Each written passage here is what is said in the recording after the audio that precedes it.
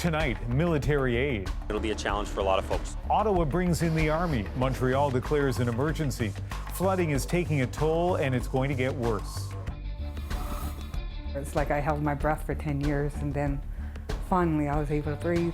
New research on dealing with peanut allergies in children. Why a promising treatment might not be right for every family.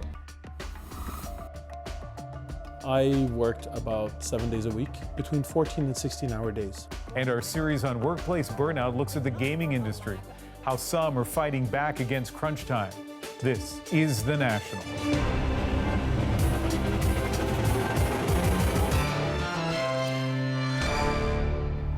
It's been a long week of misery for many people in central and eastern Canada. Severe floodwaters are engulfing roads and homes, and there's more to come.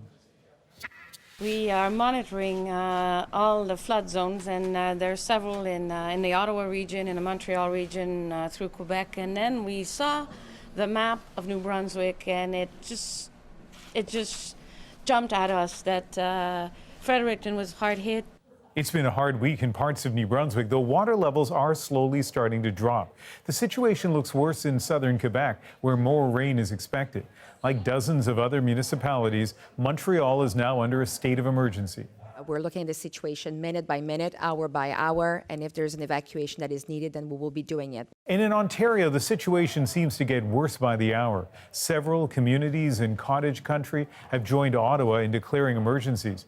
Canadian Forces personnel are now in the capital to help.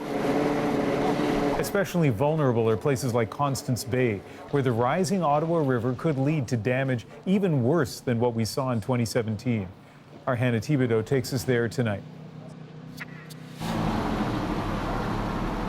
These troops have joined an army of volunteers who have been filling sandbags for days.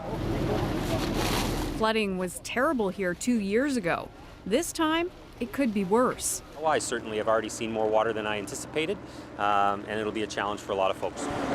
The troops have been deployed to key areas to help protect homes. Of course, the ground will reach a point of saturation, as I'm told by the experts, where you just start getting water coming up through the ground, and then the sandbagging will have a limited effect. 21,000 bags have already been filled, but with heavy rain in the forecast, they may need more. When your house is flooded and gets flooded, it needs to happen now.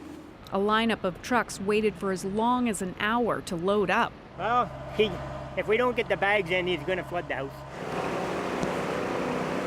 I'm going to show you how bad it is at some houses in Constance Bay. You can see that the sandbags actually have to be brought in by boat because the water is up so high. At this house here, you can see it's almost up to the top of the foundation.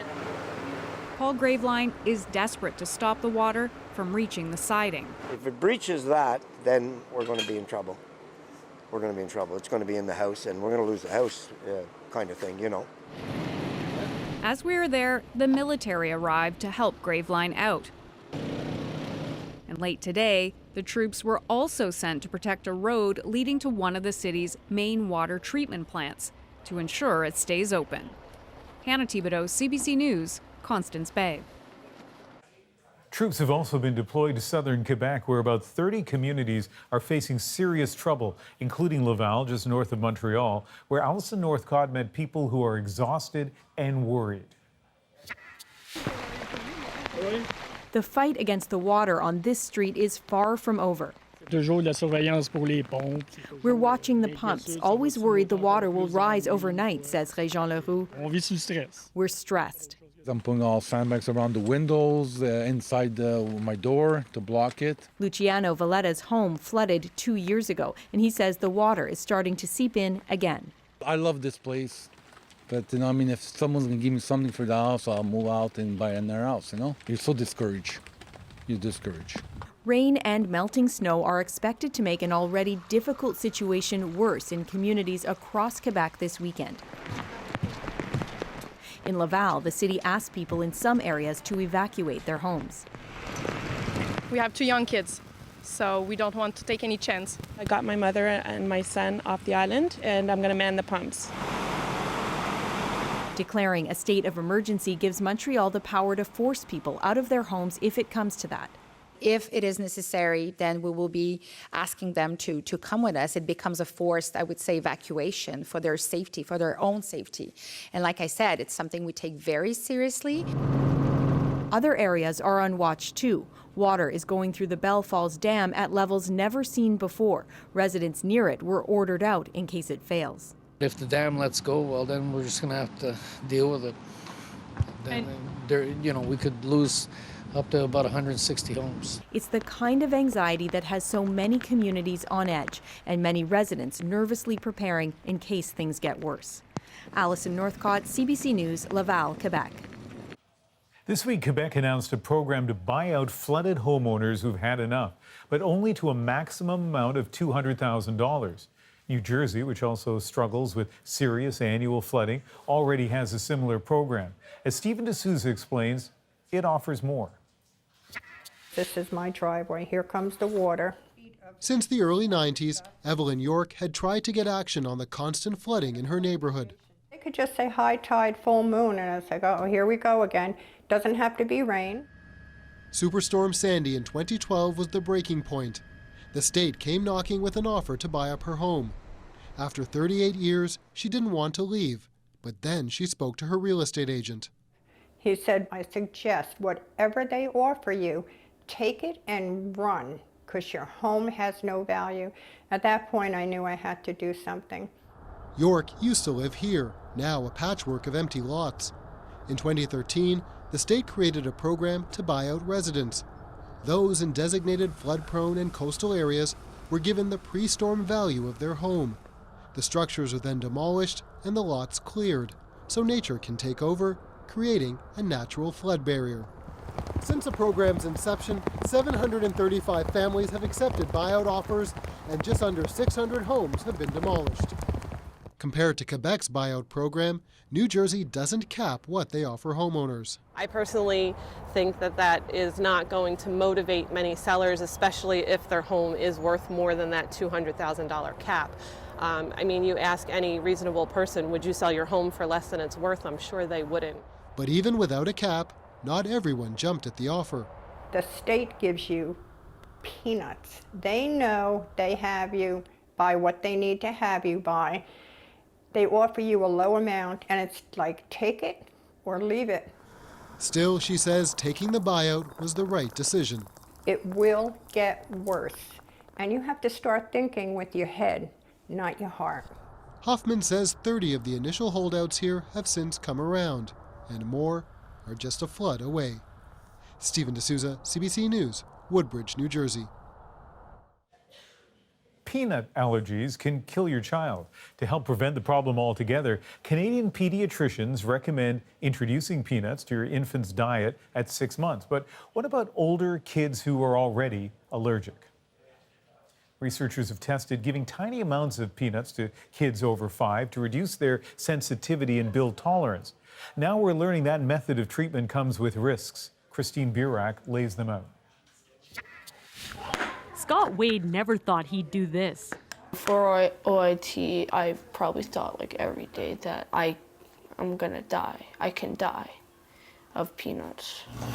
OIT is oral immunotherapy. Doctors are exposing children to controlled doses of what they're allergic to.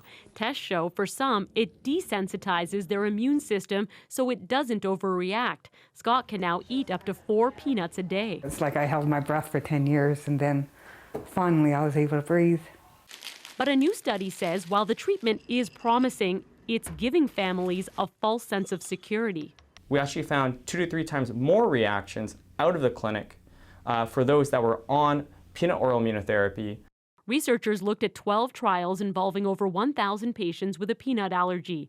While there were no deaths, those who underwent oral immunotherapy had more allergic and anaphylactic reactions than those who just avoided peanuts or took a placebo. It's not entirely clear why, but it appears peanut protection can be broken by simple things like taking the dose on an empty stomach, exercising too soon after the treatment, or even catching a cold. We totally understand that this isn't a cure, that it's a treatment. Any issues of reactions or anything over the past couple of weeks at all with her? No, she hasn't had any reactions. Dr. Douglas Mack runs one of the few private clinics offering oral immunotherapy. He welcomes the call for more research and new treatments, but I hope it doesn't scare families off from doing that, but I hope it makes them kind of really consider whether this is for them. the Wade family isn't swayed. This study will not change our minds whatsoever. Scott says he finally feels free, but still carries his EpiPen everywhere he goes. Christine Burak, CBC News, Toronto. Allergies can be a deep source of anxiety for parents. If you have questions about protecting your kids, you'll want to hear this. On Monday at 4 p.m. Eastern, we'll have a live Q&A with a doctor who specializes in pediatric allergies. It will roll out on our Facebook page and YouTube channel. You can ask your questions and get answers on the spot. On to an escalating dispute now between two countries, culminating in a threat of war, and it's all over garbage. An environmental group in the Philippines is now planning to take to the streets outside the Canadian embassy. They're upset that Canada has still not taken back more than 100 shipping containers full of household waste sent to a port near Manila in 2013. The company that left them apparently now defunct. As the CBC's Salima Shivji found out, in the Philippines, it's Canada, not that company, that's the target. At one of the busiest ports in the Philippines today, more pressure for Canada to take back its waste. Canadian trash back to Canada. As of now, costs are being accumulated because there are storage fees and demurrage fees. Storage fees and abandonment penalties for those 103 Canadian containers, estimated at more than $6 million 4 years ago. There's no official figure of how much the garbage has cost the Philippines since then. Protests did nothing to move the dial, nor did a conclusion from environmental lawyers that Canada violated an international treaty to not ship its waste to developing countries. This week, the Philippine president stepped in, blunt as usual, threatening war. Will declare war against them. I will advise Canada that your garbage is on the way. Prepare a grand reception. Eat it if you want to. Fighting words that surprised Canada. I don't think threats are particularly helpful, but we do take the issue seriously. Now officials in the Philippines are warning all this could lead to a major diplomatic rift. A government source tells us a working group is making progress, and Canada will likely agree to take the garbage back soon, but not soon enough for many. Canada, as a developed country, has been treating the Philippines as one of the dump sites of the world, and that is really a disrespect. Also a blow to our reputation that this trade expert says Canada can ill afford in Asia right now. Canada's response will say a lot about how we'll manage relations in the Philippines. And the issue of sending over hazardous material and our willingness to take it back will also impact our wider global reputation. To add to the pressure, a United Nations meeting in Geneva next week to review the very treaty Canada is accused of violating, while the damage to this country's global image may already be done. Salima Shivji, CBC News, Ottawa. He is the #1 prospect in Major League Baseball, and tonight, Montreal-born Vladimir Guerrero Jr. made his debut with the Toronto Blue Jays. At Rogers Centre, where the Jays hosted the Oakland A's, all eyes were on him. As Guerrero and the rest of the Blue Jays take the field here at Rogers Centre. But you know, deep inside, there's a lot of butterflies going right now as his family's here, his dad's here from the Dominican Republic, and he's got a lot of friends and family here, and everybody is watching. And that was just seconds after he made it onto the field at third base and before he'd even picked up a bat. Keep in mind, his dad, a former Montreal Expo, is a Hall of Famer. Between that and all the hype, Jamie Strachan tells us Guerrero will carry some heavy expectations. Vladimir Guerrero. His first major league at bat. 2-2.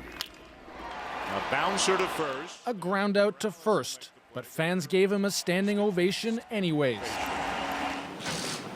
Earlier in the day, he was welcomed like a longtime superstar, despite having never played a major league game.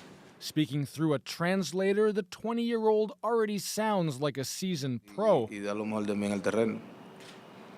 I'm just going to come here. I'm going to play hard, give my 100% for the team, help the team win, and whatever happens, happens. The sports world is full of overhyped athletes, can't-miss prospects who never pan out. But not Vladimir Guerrero Jr. Experts say he's a different story. He's one of the best hitters to come around in a long time, someone who's capable of hitting majestic home runs, hitting for a high average. This is truly one of the most special young hitters we've seen in some time. 3-1. Swung on. Blue Jay fans have been yearning for this moment since the team signed Guerrero as a teenager. Thousands more tickets than usual were sold for this game, making it feel like a playoff game, not a regular season game in April. The moment that they signed Vladdy, it was just kind of a rekindling for that for my dad and I, and now we're both diehard Jays fans. Fans watched his rapid and historic rise through the minor leagues. He's of course not the first Guerrero to dominate on the diamond. His father, Vladimir Sr., dazzled Montreal Expo fans for years and is now in baseball's Hall of Fame. Guerrero Jr. arrived to his first game wearing his father's jersey. Blue Jays general manager Ross Atkins says the hype is unprecedented. You have a Canadian-born Dominican baseball player, son of a Hall of Famer, that is coming into Canada to play for this great city and country. It's such a good baseball story. Baseball watchers predict a long, successful career, a household name in Canada for years to come. One game played, a whole career ahead. High fly ball to right center. No pressure. Jamie Strachan, CBC News, Toronto. Some other stories we're following tonight. Federal Intergovernmental Affairs Minister Dominic LeBlanc is temporarily stepping away from cabinet after recently being diagnosed with non-Hodgkin's lymphoma. The 52-year-old says he's already begun treatment, which will last several weeks. He says he still intends to run as a Liberal candidate in October's election. Just last year, LeBlanc announced he was in remission following a battle with leukemia. Following a disappointing election, the leader of PEI's Liberal Party, Wade McLaughlin, has resigned. McLaughlin served as premier of the province from 2015, but he failed to win his seat on Tuesday when the Liberals fell to third-party status. The resignation will take effect once the party chooses an interim leader. New Brunswick has declared a provincial outbreak of gonorrhea, and according to the province's chief medical officer, dating apps could be a contributing factor. These social media apps enable people to communicate quickly and to arrange anonymous sexual encounters, resulting in increased difficulty in tracking sexually transmitted infections. Officials say there's been a spike in the number of cases of sexually transmitted disease, and they're urging anyone who has had unprotected sex to get tested. Still ahead on the National, just call him Constable Scarecrow, the pop-up cop working to slow down drivers. But first, we wrap up our series on workplace burnout with a look at the video game industry and its grueling crunch time. I worked about 7 days a week, between 14 and 16-hour days. And when would you go home? I would go home when I was ready to collapse, basically.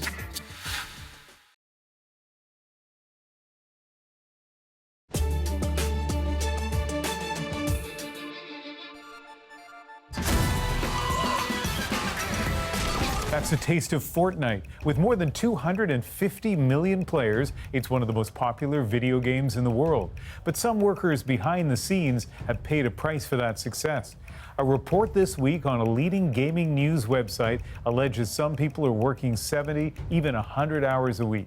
Epic Games, the company behind Fortnite, told the website those extreme hours are incredibly rare, but acknowledged people have burnt out, adding, "We've been responding to those challenges by aggressively growing the team, improving our planning process, and experimenting with approaches." But this isn't just a Fortnite problem. The entire industry has a name for it: crunch. Tonight, as part of our series on workplace stress, Eli Glasner gives us a glimpse of the toll it can take. This is our favorite game to play together. Osama Dorius and his kids love video games. As a game designer, teacher, and father, he's not afraid of hard work. But his first job with a Montreal video game company nearly broke him. I worked about 7 days a week, between 14 and 16-hour days. And when would you go home? I would go home when I was ready to collapse, basically. Dorius's first child had just been born, but he barely saw him. Then one day on a diaper run, he fell apart and called a friend. I just broke down crying in the store.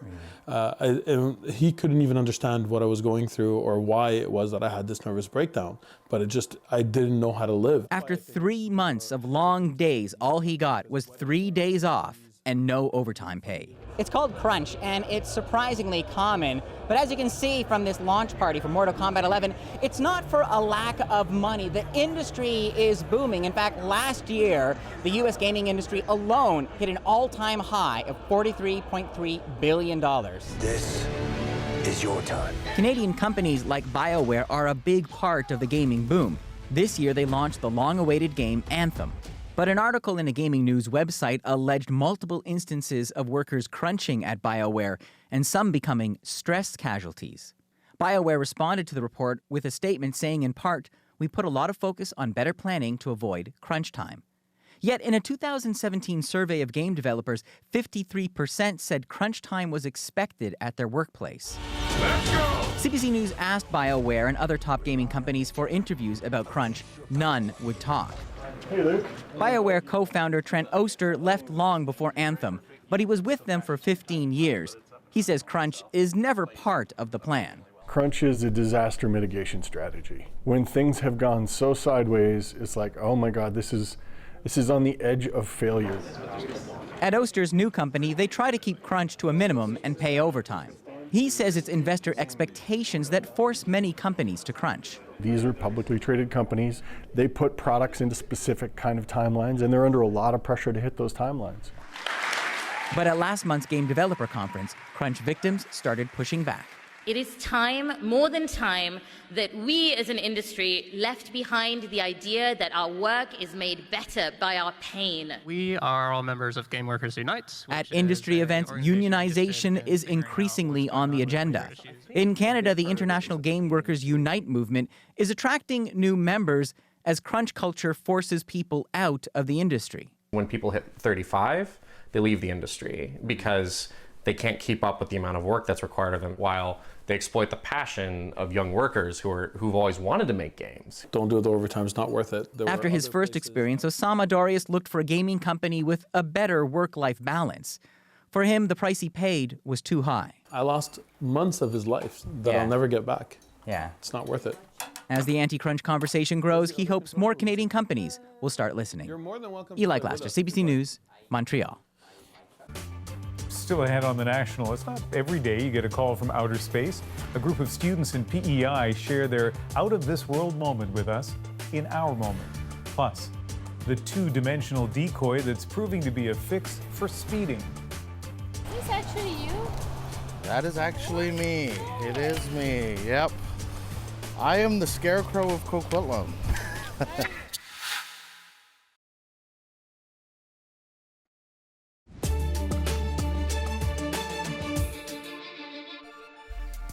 We will continue through the evening to keep an eye on the severe spring floods that are happening in central and eastern Canada tonight.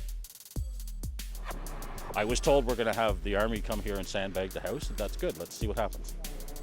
Nearly 400 military members have been brought in to assist with those sandbagging efforts in the Ottawa region, while residents in Montreal have become the latest to come under a state of emergency, as a mix of rain and melting snow have raised the risk of flooding in the region. Cyclone Kenneth may require a major new humanitarian operation at the same time that the ongoing Cyclone Idai response targeting 3 million people. The UN is warning of major flooding and destruction in Mozambique after it was hit by a second powerful cyclone in just 6 weeks. Kenneth made landfall today and has killed at least 3 people, but the worst may still be yet to come. The storm is expected to dump twice as much rain as Cyclone Idai, the one that killed more than 600 people last month. Sri Lankan authorities say 3 explosions went off today and gunfire was exchanged as police continue their investigation into the Easter Sunday bombings. Several raids led authorities to bomb-making equipment, ISIS flags, and government uniforms. More than 70 suspects have been taken into custody so far. Every year across Canada, police hand out tens of thousands of speeding tickets, document thousands of speed-related injuries, and hundreds of deaths. Simply put, slow motorists down and you save lives. The trick is how, and that takes us to Port Coquitlam, BC, just outside Vancouver, where a police officer is standing up for slowing down and making a real impact. Not bad for a life-sized poster board cutout. Here's Briar Stewart with the fix.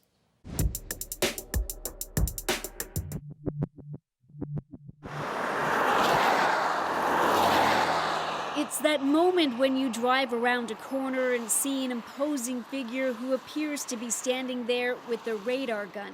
But this is a decoy, dubbed Constable Scarecrow by the Coquitlam RCMP, and it's a picture of one of their officers, Constable Matt Erickson.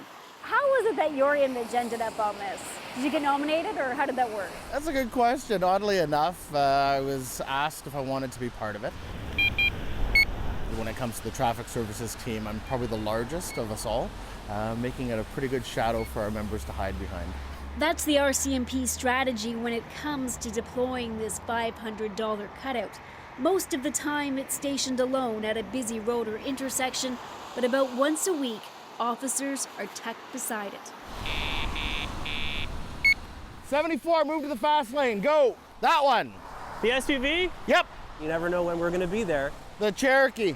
And that's the whole idea behind it, so that drivers don't get complacent and say, oh, well, this is just a Scarecrow sign. There's no police here. Well, there might be police there, so look out. Pickup truck, slow lane. Okay. Yeah, I saw that one too. The poster board officer was launched in Coquitlam this fall, but the idea isn't a new one. They've been used before. Toronto once had a version.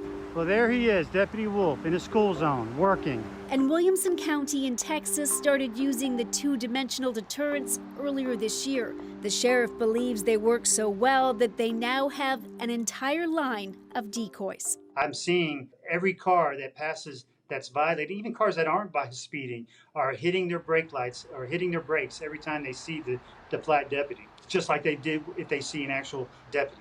However, no area has used them more than Scotland. Pop-up Bobs, as they call them, have been, well, popping up for years. RCMP Sergeant Quinton Freering reached out to officials there before the detachment started using Constable Scarecrow, but he discovered there hadn't been much research into how well the decoys were working. They didn't have any data to go along with the sign, so they had very positive feedback from the public, just like we did, but they didn't know how effective it was. Here, they're constantly measuring the speed of vehicles. A monitoring device records data 24 hours a day, and they're analyzing the traffic patterns both before Constable Scarecrow was deployed and after. If you look at the majority of the vehicles here, they are going around the speed limit, which is good, which is what we want to see. Their initial results suggest that just having the cutout there has led to a 50% reduction in speed. This is our ranking as it compares to other countries. Dr. Ian Pike says rates of speeding are coming down across the country, but it remains a significant problem. Last year in BC, officers handed out 5,000 speeding tickets in school zones. That's why his organization helped put up this 3D image of a child on the street as a reminder to motorists to slow down. He says the police cutouts do the same thing, but go further because they also threaten the possibility of getting a ticket. When you use these innovative types of devices, you do need to change them. You do need to sort of move them around, because part of their effectiveness is that they're a little unexpected, that they're a bit of a surprise, they're a bit of a novelty. And that's what the real Coquitlam officers are trying to figure out now. Just how long can Constable Scarecrow man his post before drivers simply ignore him? Okay, Nona, so here's the deal. Okay, I have written a ticket from speeding. For Constable Erickson, it's made him strangely recognizable in the community. Is this actually you? That is actually me. It is me, yep.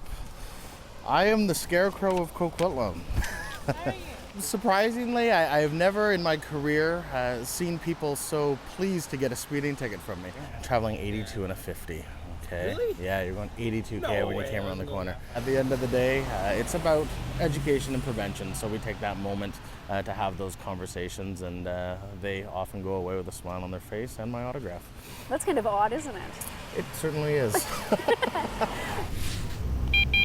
particularly because other detachments in BC and Alberta have asked to use Constable Scarecrow as well. So that same image could be peering over other drivers very soon. Briar Stewart, CBC News, Coquitlam. Still ahead on The National, we go back to school to understand why some teens just aren't getting enough sleep. I didn't really get any sleep last night, so this is me trying to stay awake now, actually. We revisit the stories of the young and the sleepless. But first, in case you missed it, the U.S. Navy has set up a formal process to report UFOs. Apparently because of an increase in sightings, sometimes multiple times a month. The latest sign of government interest in UFOs after this. There's a whole fleet of them. Look on the ASA. My gosh. 2 videos purportedly of incidents dating back to 2004 that stunned Navy pilots. The ability to accelerate in less than 2 seconds and disappear is something I had never seen in my life. They surfaced in 2017 amid revelations of a Pentagon program to research UFOs. The program had been closed in 2012, so it had been around for about 5 years. All told, somewhere in the neighborhood of about $22 million had been spent. Much of the money funded academic studies into things like invisibility cloaking, traversable wormholes, and anti-gravity. A former head of the program, along with a former guitarist with the band Blink-182, launched a for-profit private version of the Pentagon program, but skeptics question that group's motives and its secrecy. This constant refrain we've been hearing since December that more evidence was going to be coming out, more stuff was going to be revealed. We have yet to see it. Some believe this has been a case of government-abetted UFO quackery, but it's clear the U.S. Navy wants to move past stigma, and if the truth is out there, track it. It's rotating.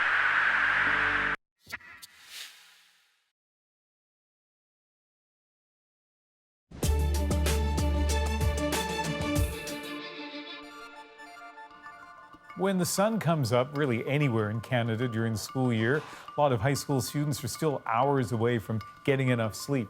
It is a fact of teen life they get tired later at night and would rather sleep in. Just this week, a number of U.S. school boards hit the snooze button. They plan to start classes later so that students will be more alert.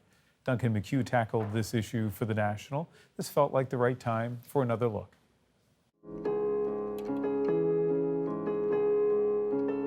She's 18 and eager to graduate from high school, but Hannah Waters is struggling to cross the finish line. She likes school, especially music and art. Trouble is, on average, Hannah's only sleeping 3 to 4 hours a night. I've talked with my doctor about it and my parents and stuff, and we're still trying to find ways for me to get enough sleep and what might work. I didn't really get any sleep last night, so this is me trying to stay awake now, actually. The wheels on the bus roll bright and early. 7:35 a.m. She arrives at Smiths Falls District Collegiate. Classes start at 8:10. As Hannah's day unfolds, it's not just learning that's difficult, it's staying awake. I generally feel pretty sick when I don't get enough sleep, and I often get kind of shaky and nauseous. I feel really ashamed because I keep saying, well, I'll get this done countless times, and I don't, and I know why, but I'm not finding a way to fix it. She's not alone. Teenagers' body clocks are naturally geared to stay up late, but many of Hannah's friends and peers get by on 6 hours of sleep or less. I had problems with almost falling asleep in class. I'd be listening to what they read up on the board, and I'd just feel my head dip and I'd shoot right back up. It was pretty bad. Your brain isn't awake to understand everything, and then call on you, and you don't know the answer, and then you kind of just freeze. Sometimes I don't even go. I will fake sick and I'll stay in bed all day. I don't function properly. I don't do anything in class. I fall asleep. I snap at people. It's not good.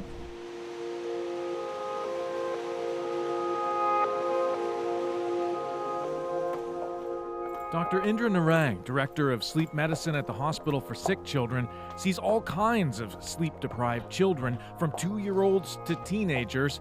Her patients usually suffer severe sleep disorders.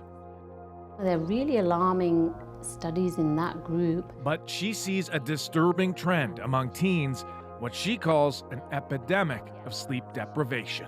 It's not uncommon for me to see teenagers in my clinic who are telling me that on school nights they're going to bed at 1 a.m., 2 a.m., 3 a.m. and getting up at 7 a.m. to go to school. And those group of children are also at increased risk of cardiovascular disease, metabolic disease downstream, certainly depression, mood changes. Okay, so female, and then grade 9. And then 8, in general, I feel anxious, worried, or stressed. D, often. That lack of sleep and the negative effects that it brings intrigued Quinn Atkinson and Lizzie Horsey. For this year's science fair, the grade 10 students decided to investigate why their classmates constantly complain of fatigue. And we were like, what's going on? Yeah. Why is everybody in our school so tired? Basically, we wanted to know if it was more of a bandwagon thing, like everybody just like, oh, they're tired, I'm just gonna say I'm tired, or if they were like genuinely actually like tired and actually needed sleep, and if they were gonna go home and actually take a nap, or if they were just saying they were. I have trouble falling asleep right away once I try to go to sleep. C, sometimes. They designed a questionnaire, including a survey commonly used to detect sleeping disorders, and had students complete it anonymously. That's so cool. I know. When the judges come, we can be like, haha, yeah. They got over 300 responses, then prepared to present their findings. That's cute. I like it. And then you can... Yeah.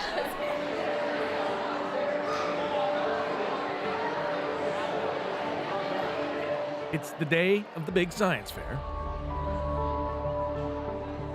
I'm Lizzie, and this is Quinn, and today our science fair is on sleep. We drew conclusions, we analyzed our data, we created graphs like these, and we did The duo is pumped to share their results with the judges. The average of our sample size got 7.67 hours of sleep on a school night. It was kind of funny because some people got 3 hours and some people got 12, so it like kind of balanced out. Among their findings, nearly 2/3 of their peers surveyed arrived to school sleep deprived. 32% reported excessive sleepiness, with a handful so lacking in sleep it could require medical intervention. Now I feel like I need to sleep more because I'm scared. I know, I'm so scared of being sleep deprived. Their small project mirrors national studies that say adolescents get less sleep than ever before. So what exactly is keeping many of these students from getting the sleep they need? Dr. Narang has been asking the same question. When we asked these adolescents, what they were doing, it was social media played a big role in their sleep disturbance. So they have the phone in the room, it's vibrating at night, and they pick up the phone and they're responding to the text message. They will fall asleep again, of course, but if you do that multiple times a night, it really lends to a significant amount of sleep deprivation. Okay, so technology, how much of that is that a problem in terms of trying to get to bed? For me, it's quite a problem because I'll be on my phone and I have people texting me and messaging my phone, and I'll look at it and then I'll be up on. Indeed, most teens are well aware too much screen time sabotages their sleep. I think tech has a huge part of why students have trouble sleeping. It's kind of addicting. Yeah. My guy friends stay up till 3 playing video games or texting their other friends. I do know some girls would probably do the same thing too, be on their phones or whatever, just kind of doing whatever. Okay, so tech is an issue. What do you think about how that may impact you?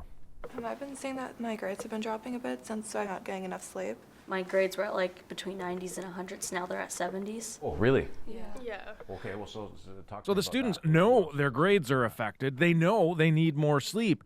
But what can they do about it? You need to build in some relaxation time so your body can sleep. You need to take care of yourself.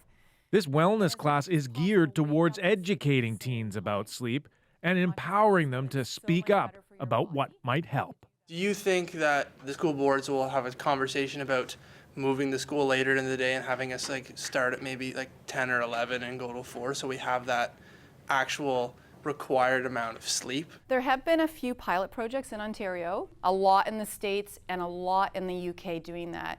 And it's been really successful. It's a good discussion and something that should be up for debate.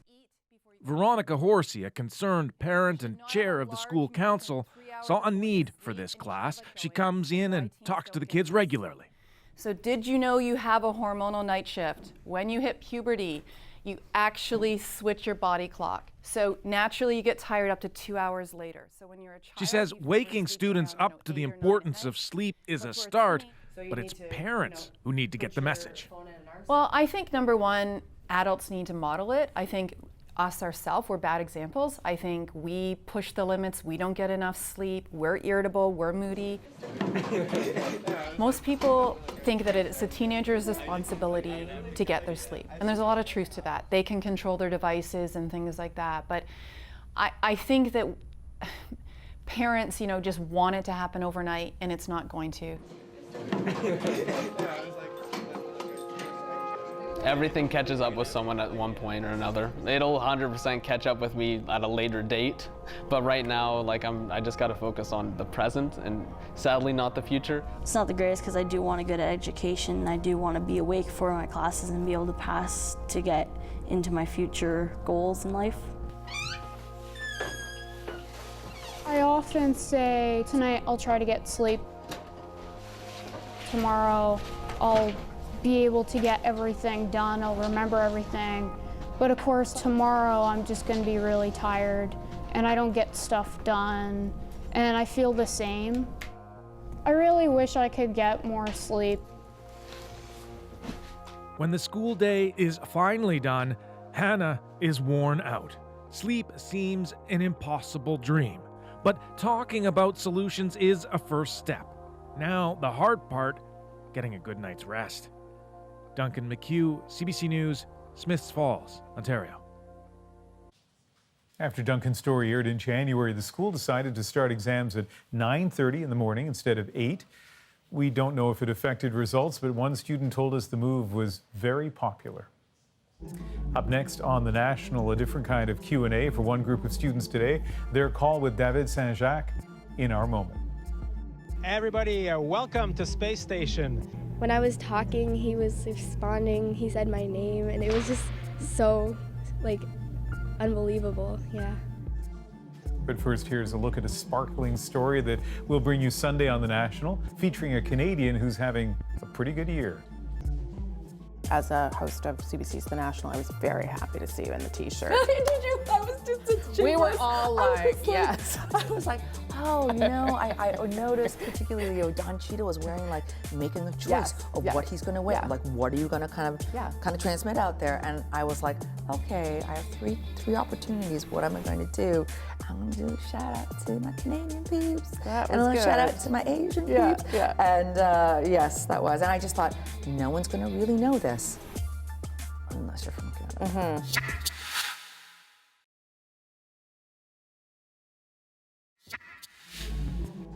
When their teacher entered a contest to speak to David Saint-Jacques in the International Space Station, she didn't think they'd win, but that is exactly what happened today for these PEI students. The Charlottetown School was one of 14 chosen across Canada, and today was their chance to call the astronaut. Their outer space moment is our moment. Houston, please call station for a voice check. Station, this is Charlottetown, Prince Edward Island. Jeremy, I have you loud and clear. I never thought I would ever speak to an astronaut in my life. I came across a link just on Facebook, and it said, hey teachers, do you want to win a call with the International Space Station? So I thought, sure, why not?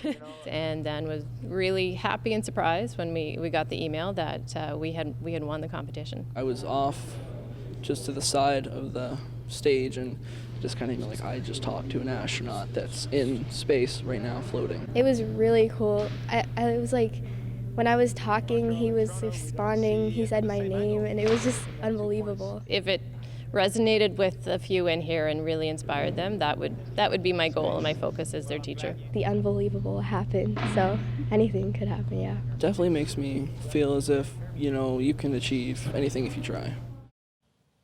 All right, so I mean, all of that is so fantastic. The kids, as thrilled as they were, took the time today to thank their teacher for entering that contest and obviously winning. And I think we should track not just the kids at that school, but all the other schools that took part in this to see how many people end up being inspired to maybe go to space or learn about space or just a life of science.